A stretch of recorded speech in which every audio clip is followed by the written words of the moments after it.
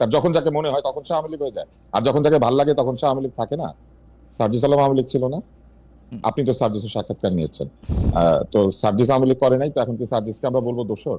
এইগুলো গণজমায়েতকে তারা একসময় প্রেশার গ্রুপ হিসেবে উল্লেখ করেছেন, বিশেষ উদ্দেশ্যে জমায়েত। সে একই প্রেশার গ্রুপ এখন সচিবালয়ে ঢুকে পড়েছে, আসিফ নজরুলকে অবরুদ্ধ করেছে কিছুক্ষণের জন্য এবং পদত্যাগ দাবি করছে, ভুয়া ভুয়া বলে স্লোগান দিচ্ছে। এই যে অপমানের সংস্কৃতি, শিক্ষককে কানে ধরে বের করে দেওয়া, সচিবদেরকে গায়ের জোরে অপমান করা, বিভিন্ন জায়গাতে যারা সম্মানিত ব্যক্তি তাদের অসম্মানের মাধ্যমে নিজেদের ক্ষমতা জাহির করা, এই বিষয়গুলিকে তারা উৎসাহ দিয়েছেন। এবং উৎসাহ দিতে এমন হয়েছে যে এখন নিজেরাই ভুয়া ডাক শুনছেন, নিজেরাই নিজেদের অযৌক্তিক পদত্যাগের দাবি শুনছেন।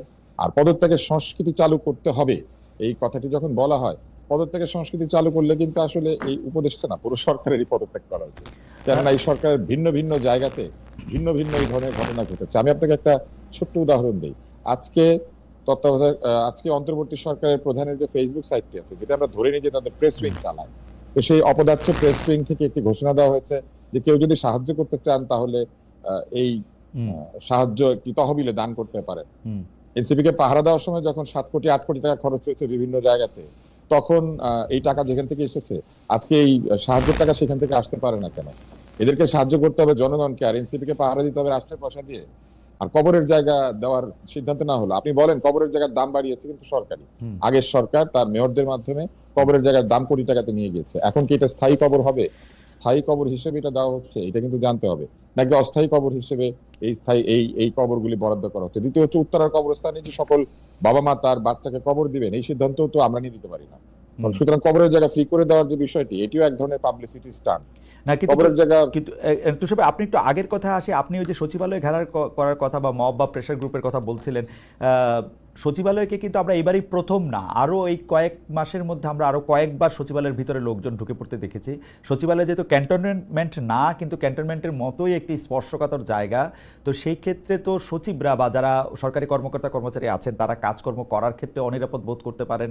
প্রত্যেক দিনই এরকম নানা ধরনের দাবি প্রত্যেকটা গ্রুপ থেকে আসতে পারে, কারণ সব গ্রুপেরই আসলে কোনো না কোনো ইন্টারেস্ট সচিবালয়তে আছে। এইটা কি আপনি মনে করেন সরকারের পক্ষ থেকে প্রাথমিকভাবে উৎসাহ প্রদান করা হয়েছে বলে এটা হয়েছে, নাকি সরকার একরকম অসহায়, যেহেতু এই সরকার খুব বল প্রয়োগ করতে চায় না, আটকাতে চায় না, সেটার জন্য? সরকার বল প্রয়োগ করলে গোপালগঞ্জে চায়, অন্য জায়গাতে চায় না। সরকারের বল যে আছে সেটা আমরা গোপালগঞ্জে টের পেয়েছি। সরকার সচিবালয়ের আশেপাশেও বল প্রয়োগ করেছে। আনসাররা যখন এসেছিল, রিক্সাওয়ালারা যখন দাবি জানিয়েছিল, ওই এলাকাতে একাধিকবার সরকারের বল প্রয়োগের ঘটনা ঘটেছে। সরকার কেন জানি হঠাৎ হঠাৎ ভিন্ন ভিন্ন সময় সচিবালয় এরকম অপ্রবেশ করতে দেন। আপনাদের মনে আছে কিনা, অটো পাসের দাবি তো এরকম ছাত্রদেরকে ঢুকে পড়তে দেওয়া হয়েছিল এবং কয়েকশো ছাত্র ঢুকেছিল, বেশি না। সরকার দাবি মেনে নিয়েছিলেন যে ঠিক আছে, পরীক্ষা হবে না, অটো পাস।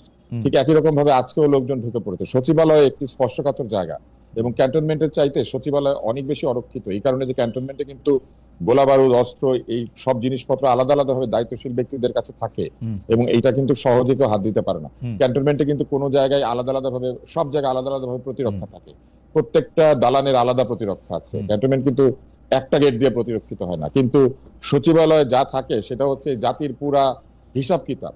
ওইখানে জমির হিসাব আছে, ওইখানে টাকার হিসাব আছে, ওইখানে স্বাস্থ্যের হিসাব আছে, ওইখানে ব্যবসা বাণিজ্যের হিসাব আছে, ওইখানে কি নাই, এই বাংলাদেশের সমস্ত কার্যক্রমের হিসাব, অতীত এবং বর্তমানের এবং ভবিষ্যতের যে পরিকল্পনা, সেই ফাইলগুলি পর্যন্ত ওইখানে আছে। কর্মচারীদের পদোন্নতি আছে, নতুন চাকরির যে বিষয় সেইটা আছে, মরে যাওয়া কর্মচারীদের পেনশনের হিসাব আছে, কি নাই ওইখানে?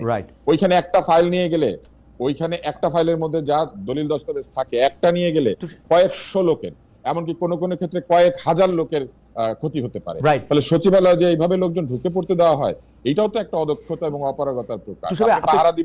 আপনার কাছে কি মনে হয় যে এখানে সরকার, মানে আপনাকে শুধু 1-2 লাইনে যদি আপনি বলেন, এখানে সরকারের অদক্ষতার পাশাপাশি সরকারের কিঞ্চিত ইচ্ছাও থাকে বা পিক এন্ড চুজও থাকে, এরকমই কি আপনি বলতে চান? আপনি ধরিয়ে দিচ্ছেন প্রশ্নটা, আমি আসলে সেই জায়গায় যাচ্ছি। এই সরকার করে কি ভিন্ন ভিন্ন সময় তাদের কতগুলো অপকর্ম থাকে, সেগুলি ঢাকার জন্য আগের সরকারের মতোই। এটা কিন্তু এখনকার প্র্যাকটিস না।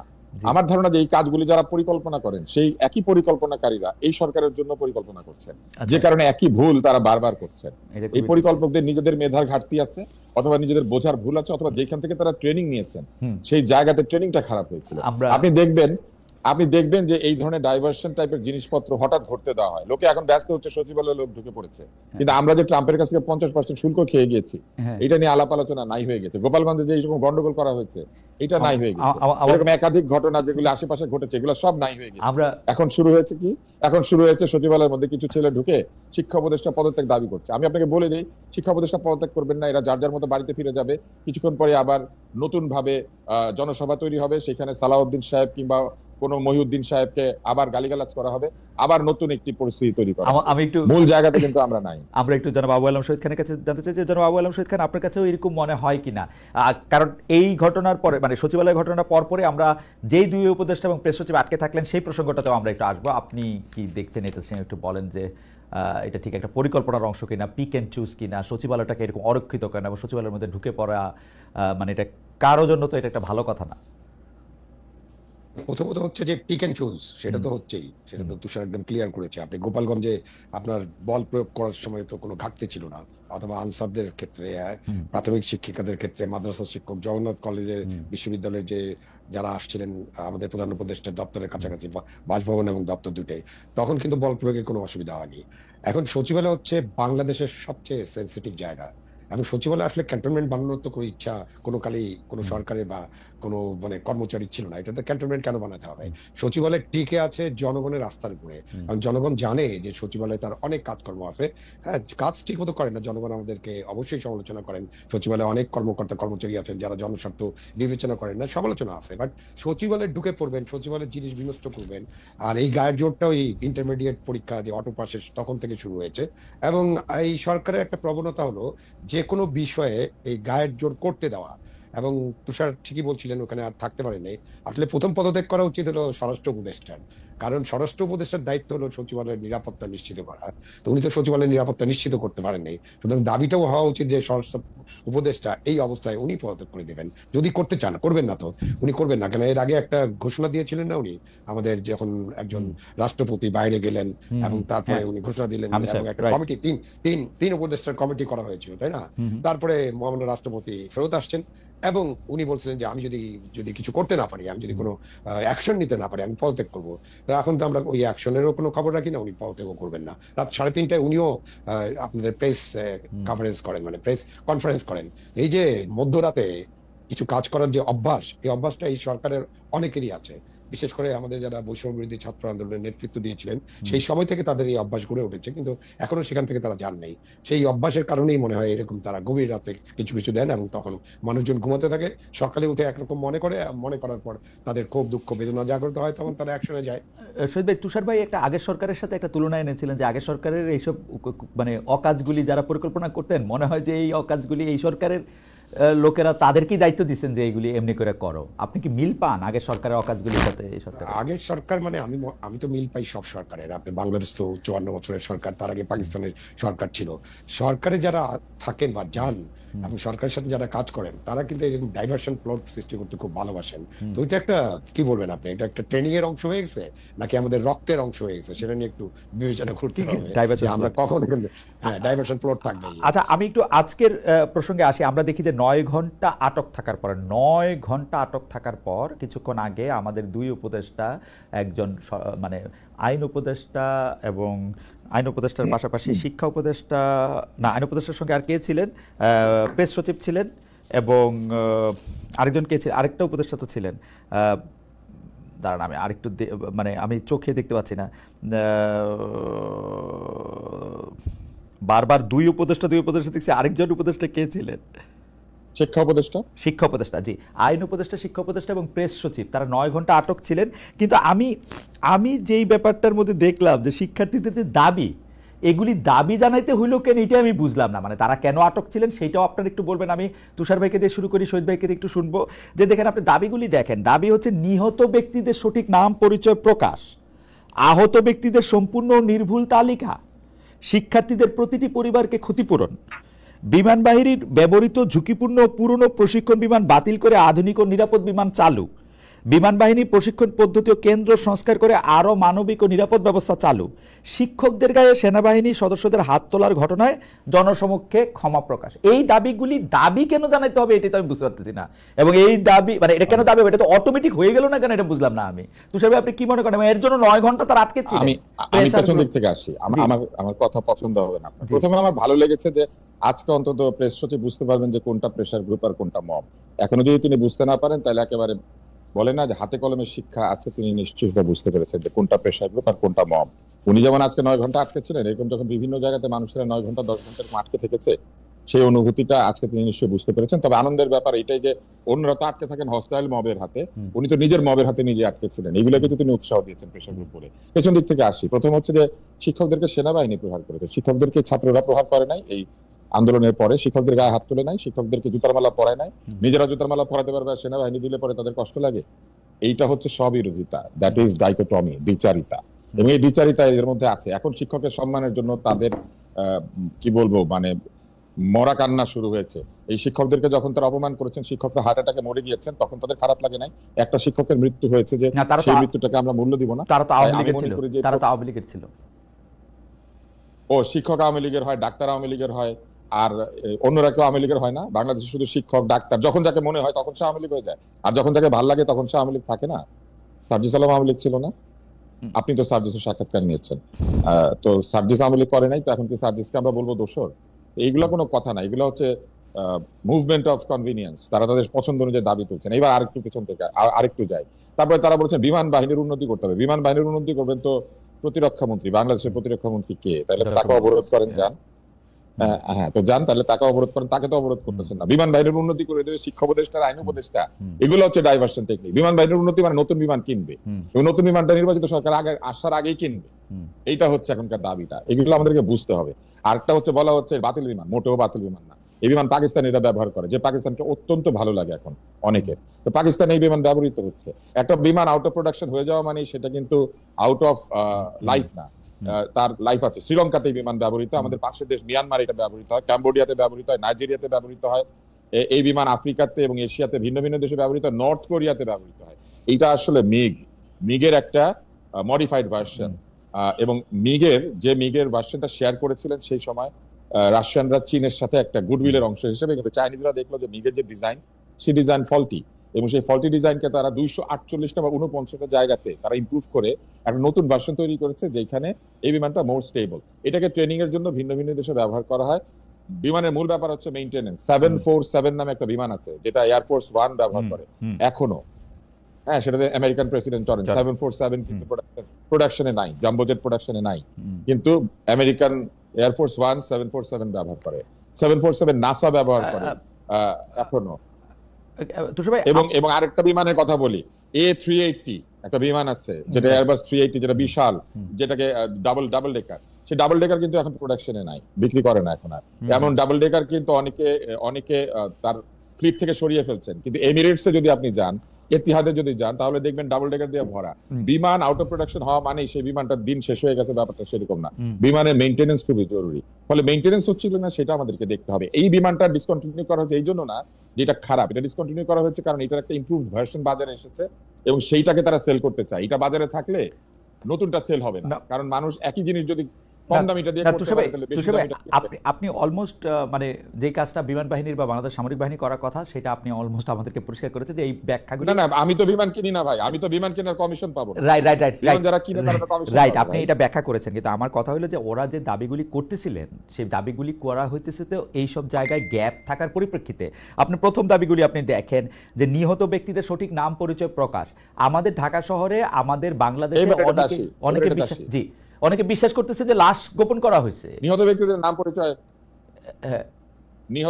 নাম পরিচয় গোপন করা হয়, এই ধারণাটা কিন্তু অতীত থেকে এসেছে, যে মানুষ মারা যায় নাম পরিচয় গোপন করা হয়। এটা ওই যে শাপলা চত্বর থেকে শুরু হয়ে একেবারে শেষে জুলাইয়ের অভ্যুত্থান পর্যন্ত দাবি উঠেছে যে নিহত ব্যক্তিরা মারা গেলে নাম পরিচয় গোপন করা হয়। এবং একই ঘটনা কি ঘটেছে, জুলাই অভ্যুত্থানে নিহতদের নাম তালিকা সেটা ঠিক মতো ফাইনাল করতে এই সরকার পারেন নাই বহু মাসে। ফলে এদের উপর থেকে মানুষের আস্থা চলে গিয়েছে। গোপালগঞ্জে কি ঘটনা ঘটেছে, সেইখানকার নিহত এবং আহতদের তালিকা সেটাও এই সরকার ঠিক মতো প্রকাশ করতে পারেন নাই। ফলে নিহত ব্যক্তিদের নাম তালিকা নিয়ে সন্দেহ প্রকাশের যে রসম বা রীতি, এটা অতীত থেকে এখনো পর্যন্ত সরকার থেকে সরকারে এটা স্থানান্তরিত হয়েছে, একই তরিকাতে আছে। আগের সরকারকে নিয়ে মানুষের যে অভিযোগ ছিল, এই সরকারের নামে একই অভিযোগ, কারণ এরাও বিভিন্ন সময় নিহতদের নাম এবং আহতদের নাম তালিকা প্রকাশের ক্ষেত্রে এক ধরনের অদক্ষতার পরিচয় দিয়েছেন। আর এইখানে যেটি ঘটেছে সেটা হচ্ছে যে প্রত্যক্ষদর্শীরা বলেছেন যে মাইলস্টোন কলেজে যখন রিপোর্টাররা ঢুকে নানান রকম কথাবার্তা বলতে শুরু করেছিলেন বা নিহতদের নিয়ে কথা বলতে গিয়েছিলেন, তখন নাকি তাদেরকে প্রহার করা হয়েছে। এই প্রহারটা একটা ভুল সিদ্ধান্ত ছিল এবং এই প্রহারের ফলে এই সন্দেহটা আরো জাগ্রত হয়েছে এবং একই সাথে এই সন্দেহটা আরো জাগিয়ে দিয়েছে ফেসবুক, ইউটিউব এবং অন্যান্য জায়গাতে। কিন্তু তারা সন্দেহ প্রকাশ করেছেন যে স্কুলে অনেক বাচ্চা ছিল, তাহলে এত কম কেন মারা যাবে বা আহত হবে। কিন্তু তুষার ভাই, মানে স্কুলের বাচ্চাদের প্যারেন্টসরা বা তাদের বন্ধু বান্ধবরা তো একটা মিসিং তালিকা করার কথা। সেই মিসিং তালিকা করলেই তো এটা স্পষ্ট হবে যে ধরেন আমার এটা খুব সহজ, এটা খুব সহজ, এটা খুব সহজ। স্কুলের বাচ্চাদের তো নাম ডাকার তালিকা, স্কুলে যতজন বাচ্চা আছে প্রত্যেকের নামের তালিকা আছে, ক্লাস রেজিস্টার আছে। ওই বিল্ডিং এর যে ক্লাসগুলি হতো সেই ছাত্রছাত্রীদের সবার রেজিস্টার আছে, রোল কল হয়।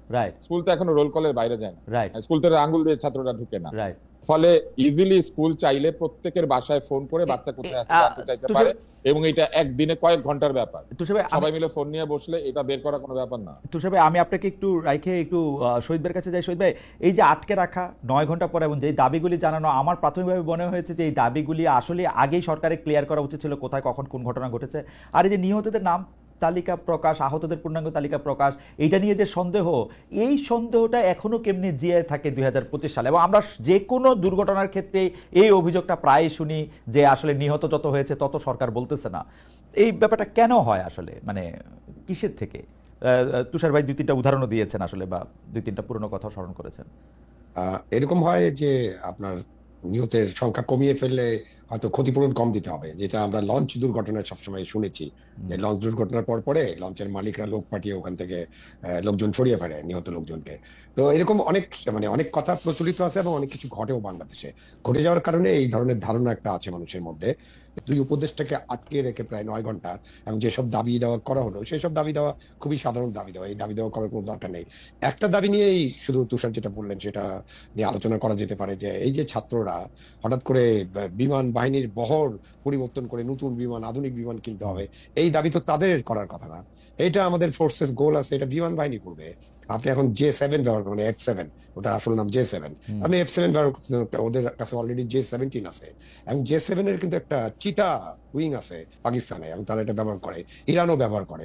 তো ওইসব আলোচনায় না যেও আমরা হয়তো আমাদের বিমান বাহিনীর জন্য কিছু বিমান ক্রয় করার বিষয়ে কারো হয়তো আগ্রহ আছে, তারা এটা ঢুকিয়ে দিয়েছেন।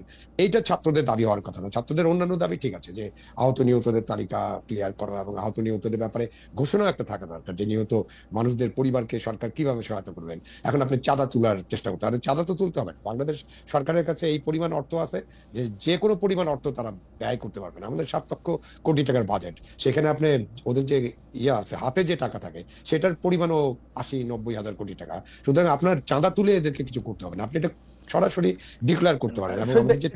একজন দর্শক আপনার মানে দর্শকের মন্তব্য আপনার কাছে একটু দৃষ্টি আকর্ষণ করতেছে, যে যেন সায়েম, উনি যেহেতু নাম নিয়ে বলছেন, আমি ধরে নিচ্ছি যে তার আইডিটা ভুয়া না, তিনি বলছেন যে প্রায় 150 জন প্রাণ হারিয়েছে অথচ টিভিতে দেখানো হচ্ছে মাত্র 30 জন।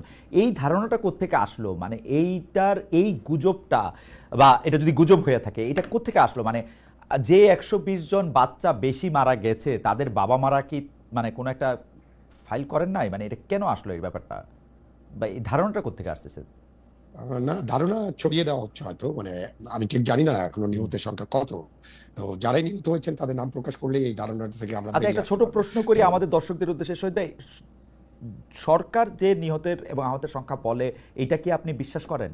যেমন আমি বলি যে আমি করি, কারণ আমি মনে করি যে একটা সরকার এত মনস্টাটাস হতে পারে না এই সরকার যে নিহতের সংখ্যা বাড়ায় কমায় বলবে। আপনি করেন কিনা? আমি এই সরকারকে এখন বিশ্বাস করি, কারণটা হলো আমি গোপালগঞ্জের ব্যাপারে বিশ্বাস করি না, কারণ এটা আমার কোয়ালিটেটিভ। আচ্ছা, এই সরকারের এই ঘটনার ক্ষেত্রে আপনি বিশ্বাস করছেন, কিন্তু গোপালগঞ্জের ক্ষেত্রে আপনি বিশ্বাস করছেন। আমি তুষার ভাইকে এখানে কোনো রাজনীতি নাই, আমি জাস্ট এই প্রশ্নটা বিশ্বাস করি। এই প্রশ্নটা আমি শুধু তুষার ভাইকে জিজ্ঞেস করি। তুষার ভাই, বিমান বিধ্বস্তের ঘটনা, বিমান দুর্ঘটনার ক্ষেত্রে আপনি সরকারের দেওয়া হত নিহতের তালিকাটা আপনি বিশ্বাস করেন কিনা? তুষার ভাই, না, আমি আসলে সরকারের দেওয়া কোনো তালিকা বিশ্বাস করি না। আচ্ছা, একসময় করতাম এবং করে আমরা ঠকেছি। সরকারের তালিকা যখন তৈরি হয় সেখানে অনেক ধরনের আচ্ছা স্টেক হোল্ডার ঢুকে পড়ে। আচ্ছা ঠিক আছে, সালাসালি বলেন। শহীদ ভাই বলেছেন যে এই তালিকাটা উনি বিশ্বাস করেন কারণ এটার মধ্যে কোনো রাজনীতি নাই, যেটার মধ্যে রাজনীতি সম্পৃক্ত আছে সেই তালিকাগুলি তিনি বিশ্বাস করেন না। না, শহীদ ভাই, এটার মধ্যে টাকা আছে। আচ্ছা আপনি পরে একটু ব্যাখ্যা করেন, পরে ব্যাখ্যা করেন। শহীদ ভাই এটার মধ্যে ক্ষতিপূরণ আছে, এটার মধ্যে ক্ষতিপূরণ আছে, এটার মধ্যে আহতদের ক্ষতিপূরণ আছে। আচ্ছা নিহতদের ক্ষতিপূরণটা সরকার দিবেন নিহত হিসাব করে, না সেটা তো নিজের, আহত অবস্থা আপনি দেখবেন যে বহু মানুষ সেটা তো নিজের পকেট থেকে দিবেন না, সরকারের অসুবিধা কি এটা দিলে? না, নিহত আমি আহত আপনাকে যাই পরে বলেন ব্যাখ্যা তারা তো করবো। তারা সবাই আচ্ছা তো হাসপাতালে ভর্তি হয়েছেন, জি শহীদ সুতরাং ভাই, আমাদের হ্যাঁ। কাছে কিন্তু রেকর্ড থাকবে। একটা জিনিস ছড়িয়ে গেছে যে কিছু লাশ, কিছু নিহত মানুষের লাশ আমরা কম্বাইন্ড মিলিটারি হসপিটালে নেওয়ার একটা কথা বলছেন, এবং আজকে ওদের পক্ষ থেকে বলা হয়েছে যে তারা 16 জনকে তাদের হেফাজতে নিয়ে গেছিলেন, মানে লাশগুলো পরে তারা এটা হসপিটালে পাঠিয়ে দিয়েছেন। তো এই নানান ভাবে এই যে অপারেশনটা চলে যখন, তখন নানান কর্তৃপক্ষ তো নানান ভাবে অপারেশন করে, এবং এই অপারেশনটা একটা বড় অপারেশন ছিল। এটার ম্যানেজমেন্ট নিয়ে, ম্যানেজমেন্ট দুর্বলতা নিয়ে আমরা অবশ্যই প্রশ্ন করতে পারি। এই অপারেশনটা ওখানে হেডকোয়ার্টার করে একেবারে থেকে অপারেশনটা করা উচিত ছিল, এবং ওইখান থেকেই সবকিছু করা উচিত। এর আগে রানা প্লাজা একটা বিশাল অপারেশন হয়েছে, আমরা দেখেছি রানা প্লাজা কিভাবে ম্যানেজ করা হয়েছে। তো ওইখানে তো একেবারে সেনাবাহিনীর জিওসি নিজে উপস্থিত ছিলেন, এবং সেনাবাহিনীর অনেক সাপোর্ট, লোকাল গভর্নমেন্টের অনেক সাপোর্ট, সরকারের অনেক সাপোর্ট, জনগণের অনেক সাপোর্ট নিয়ে আমরা অপারেশনটা করেছিলাম। এবং সেখানে কিন্তু আপনার ওই যে ছোটখাটো বিষয় নিয়ে কথা বলা হয়, বাট এই অপারেশন চালানো, নিহতদের তালিকা, এই বিষয়ে খুব বেশি অভিযোগ কিন্তু ওখানেও হয়নি। সুতরাং অপারেশন আপনি কিভাবে করছেন সেটার উপর অনেক কিছু নির্ভর করে। তুষার ভাই, এটা নিয়ে আপনি যদি আর কিছু বলেন যে কেন আপনি সরকারের কোনো তালিকায় বিশ্বাস করেন না? সরকার তালিকার সোহরাওয়ার্দী সাহেব রানা প্লাজার ওইখানে যুক্ত হয়েছিলেন, এবং সোহরাওয়ার্দী সাহেব একজন রেশমাকে আবিষ্কার করেছিলেন। রেশমা যখন আবিষ্কৃত হয়েছিল এটা নিয়ে বিরাট সন্দেহ প্রকাশ করা হয়েছিল। আপনি যদি মেডিকেল পয়েন্ট অফ ভিউ থেকে বলেন, আমি পরিষ্কারভাবে বলতে চাই রেশমাকে আবিষ্কারের ব্যাপারটা ভুয়া ছিল। এটা সম্ভব না যে একজন এইভাবে আটকে থাকার পরে তার স্কিন ক্লিন থাকবে, স্কিন ক্লিন থাকা সম্ভব না। তো যাই হোক, আরো অনেক কারণ আছে, আমি সেটা এখানে না বলি, কিন্তু এইসব কারণেই অনাস্থাগুলি তৈরি হয়েছে। যখন হঠাৎ করে মানে বেঁচে থাকার অসম্ভব জায়গা থেকে পানি না পেয়ে, কিচ্ছু না পেয়ে একজন বের হয়ে আসে রেশমা, এবং বের হয়ে এসে একেবারে মানে তরতাজা, তখন কিন্তু মানুষ প্রশ্ন করতে থাকে যে তাহলে যারা মরে গিয়েছিল তারা কারা, আর যারা জীবিত অবস্থায় বের হলো তারা কারা। এখন এইখানে বা যেখানে আপনি তালিকার কথা বলেন, সকল তালিকায় ত্রুটি পাওয়া গিয়েছে অতীতে, ফলে এইখানে লোকজন আগে থেকেই সন্দেহ প্রকাশ করতে শুরু করেছে যে এই তালিকা ঠিক নাই। এই সবকিছুই দায়িত্ব কিন্তু সরকারকে, কিন্তু তুষার ভাই, সরকারকে এমন একটা ট্রান্সপারেন্ট ব্যবস্থা তৈরি করতে হবে যেখানে সরকার কোনো তালিকা দিলে লোকে বিশ্বাস করে। তুষার ভাই, শেখ হাসিনার সরকারের না হয় কোনো এজেন্ডা ছিল নানা রকম, এই সরকারের তো এরকম কোনো এজেন্ডা, পপুলারিটি গেইন করা, পপুলার হওয়া, সেগুলির কোনো এজেন্ডা নাই, আছে কি? না, নাই তো। থাকলে তো ওনারা পপুলার হওয়ার চেষ্টা করতেন। যেরকম পপুলারিটি নিয়ে তারা এসেছিলেন, সেই পপুলারিটি প্রতিদিন বারবার কথা ছিল।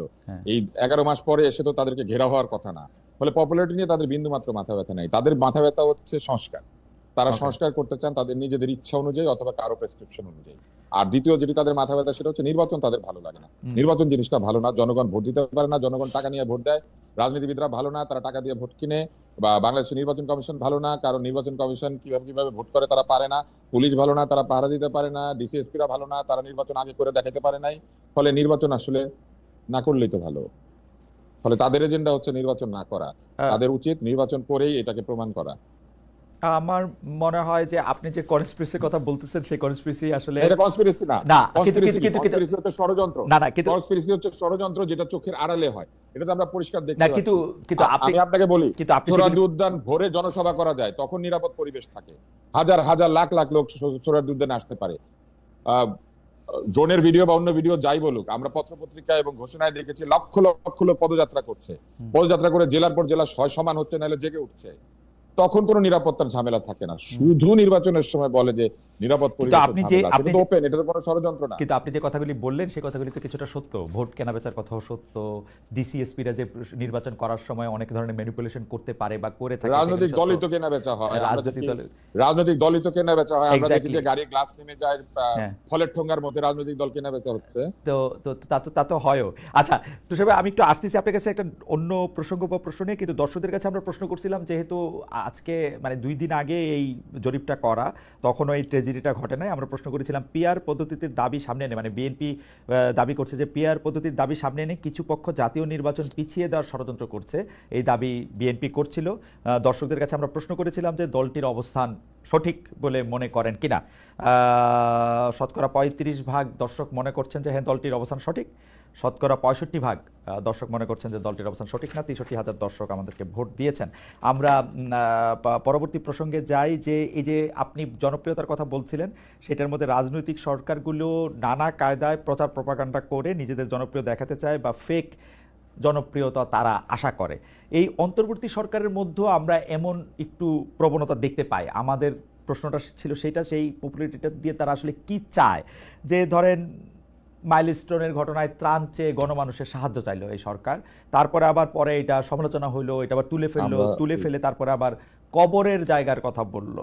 এই মানে এই সরকারের মধ্যে এই জনপ্রিয় হওয়ার কৌশল বা এইটার কারণটা কি, এটা যদি একটু আমাদের ছোট করে বলতেন। আমাদের অনেকগুলি বিষয় আসলে আপনাদের প্রশ্ন করতে হবে। তুষার ভাই বলেন একটু ছোট করে। আমি আপনাকে একটা জিনিস বলি, এই সরকারের প্রধানের নামে যে স্ট্যাটাসগুলি দেওয়া হয়, স্ট্যাটাসগুলি কার সঙ্গে আলোচনা করে দেওয়া হয়? প্রেস উইং কি নিজে সিদ্ধান্ত নিয়ে দেয় নাকি উনি নিজেই এটা দেখেন? ওনার নিজের নামে যে জিনিস যাবে সেটা তার নিজের দেখা উচিত, প্রেস উইং এর হাতে ছেড়ে দেওয়া উচিত না।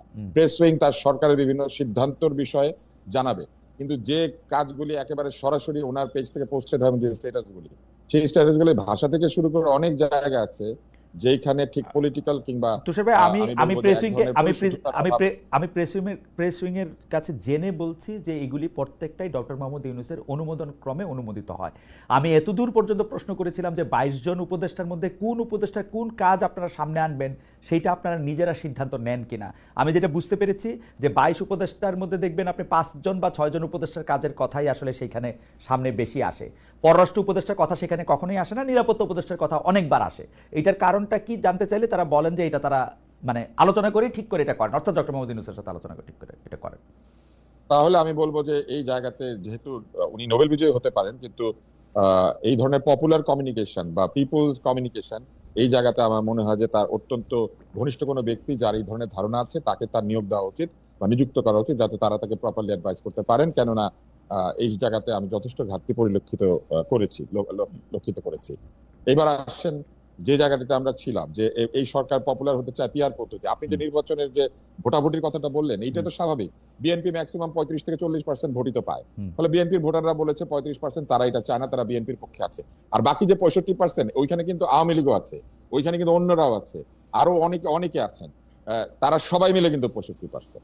ফলে এই 65%-এর মধ্যে ওই পিআর পেলে যারা জীবনে কিন্তু ইলেকশন করে জীবনে একটা সিট পাবেন না, সরাসরি ইলেকশনে ওই পিআর পদ্ধতিতে গেলে 1-2টা সিট পাবেন, এরা সবাই ওইখানে আছেন। ফলে এই যে জরিপটা আপনারা করেন, এই জরিপটা কিন্তু বিএনপি বনাম গোটা বিশ্ব, যেটা আগে ছিল আওয়ামী লীগ বনাম গোটা বিশ্ব। তো বিএনপি কে দিয়ে রিপ্লেস করা হয়েছে আওয়ামী লীগকে, এবং এখন একটা ইউনিভার্স তৈরি করা হয়েছে যে ইউনিভার্সের মধ্যে বিএনপি বনাম গোটা বিশ্ব। 35% অ্যাজ এ ভোটার পার্সেন্টেজ যে কোনো নির্বাচনে বাংলাদেশে একটা দলকে সংখ্যাগরিষ্ঠতা দিয়ে দেওয়ার মতো ভোট। ফলে পিআর কেন চাইবে বিএনপি? তাদের তো চাওয়ার কোনো প্রশ্ন ওঠে না। কিন্তু উল্টা দিকে যারা 65% ভোট দিচ্ছেন, এদের অধিকাংশের জামানত বাজেয়াপ্ত হবে যদি ডিরেক্ট ভোটিং এ যায়। এই জামানত বাজেয়াপ্ত ওনারা সবাই জীবনে একবার সুযোগ পেয়েছে উচ্চ কক্ষে গিয়ে বসবে, তাও নিম্ন দিকে না, নিম্নে তো সরাসরি ভোট। উচ্চ কক্ষে গিয়ে ওনারা বসে যারা সরাসরি ভোটে বিজয়ী হয়ে এসেছে তাদের উপরে মুরব্বি আনা করবে। 1% ভোট পেয়ে 35% ওনাদের উপরে মুরব্বিগিরি করবে। এই ভোটাভুটি, ইন্টারনেটের ভোটাভুটি, এটা simply the same as real vote বাংলাদেশে। এবং আপনি আওয়ামী লীগকে ছেড়ে দেন কালকে, তাহলে আওয়ামী লীগ এখানে আরো 25% বা 20% ভোট নিয়ে এসে হাজির হবে। তখন দেখবেন যে 35%, 25% বা 20%, এবং তারপরে বাকিরা।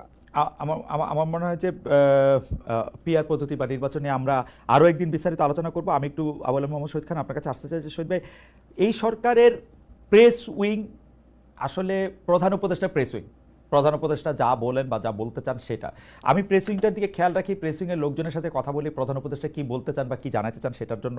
কিন্তু আমি প্রধান উপদেষ্টার মধ্যে এক ধরনের পপুলিস্ট হওয়ার মানে আকাঙ্ক্ষাটা দেখি। এইটার কারণটা কি? উনি তো ভোটে দাঁড়াবেন না, উনি এই পপুলারিটিটা কেন তিনি অর্জন করতে চান? মানে যখন যেদিকে ছাতা সেদিকে বৃষ্টি ধরে আপাত মানে খুব বাহবা পাওয়ার কিছু পথ করে দিয়ে। এটা তো তার নতুন চাওয়া না, এটা তো তিনি তার জীবনের শুরু থেকেই চেয়েছেন। সবসময় তার একটা পপুলার হওয়ার একটা কাজ উনি করতেন। আপনি নোবেল লরেট হওয়ার পরে যেভাবে গেলেন একেবারে একটা বিমান নিয়ে পুরস্কার আনতে, বা যে আপনি তাকে যদি তার পুরো জীবনটা দেখেন, তো তিনি তো সবসময় চেয়েছেন লাইমলাইটে থাকতে, পপুলার, মানে তার জায়গায় 000 ওখানে ছিলেন।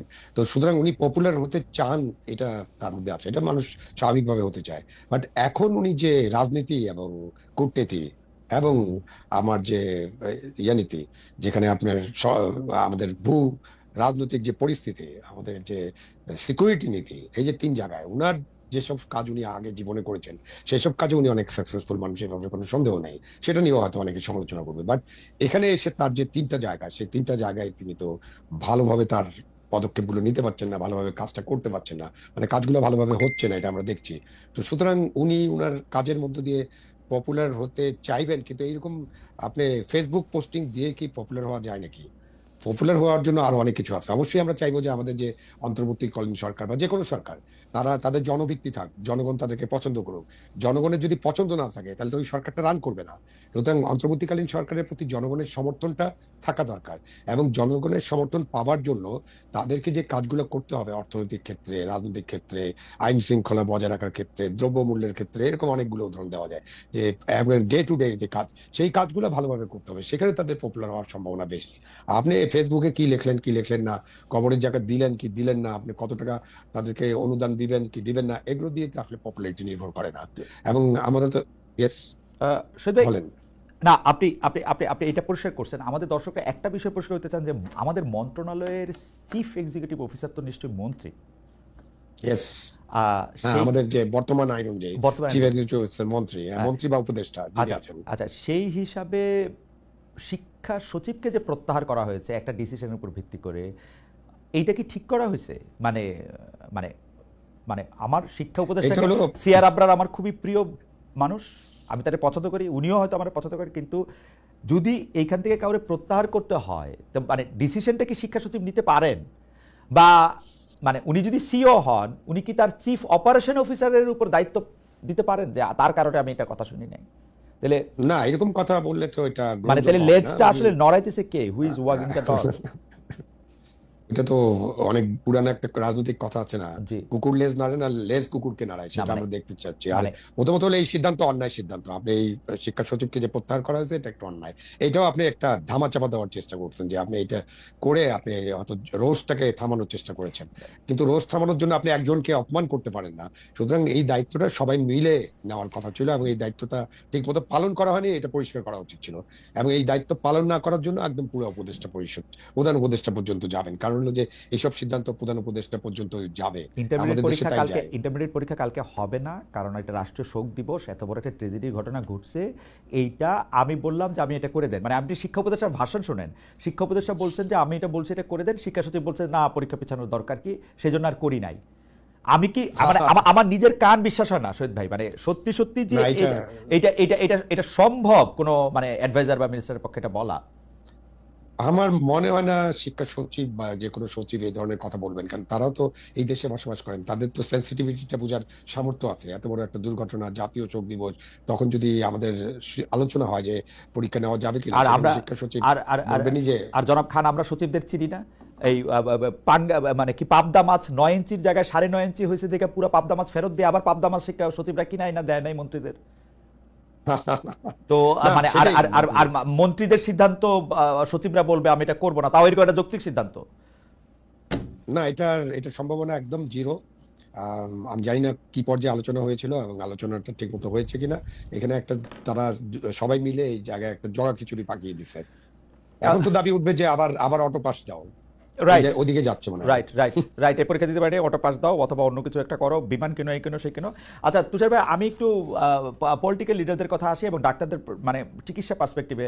সেটা হচ্ছে যে এই যে মানে কোনো একটা দুর্ঘটনা ঘটলে, কোনো একটা ট্র্যাজেডি ঘটলে প্রচুর মানুষ আসলে দেখতে যান, বার্ন ইউনিটে দেখতে গেছেন না, মানে যখন একটা দগ্ধ রোগীর সবচেয়ে বড় বিষয় থাকে হচ্ছে সংক্রমণ, আমাদের যেহেতু মানে ওর চামড়াগুলি ক্ষতিগ্রস্ত হয়, ব্যাকটেরিয়া আটকাইতে পারে না, সেখানে দলে দলে লোকে তাদেরকে দেখতে যান, সাংবাদিকরা যান, কন্টেন্ট ক্রিয়েটররা যান, জামায়াত যান, বিএনপি যান, মির্জা ফখরুল যান, জামায়াতের আমির যান। এগুলি কি এতবার বলার পরও মানে এটা কোনো আইন করে এটা বন্ধ করা যায় না? এটা মানে এটার কোনো স্কর্ডন করা যায় না যে না তোমরা যাইতে পারবা না?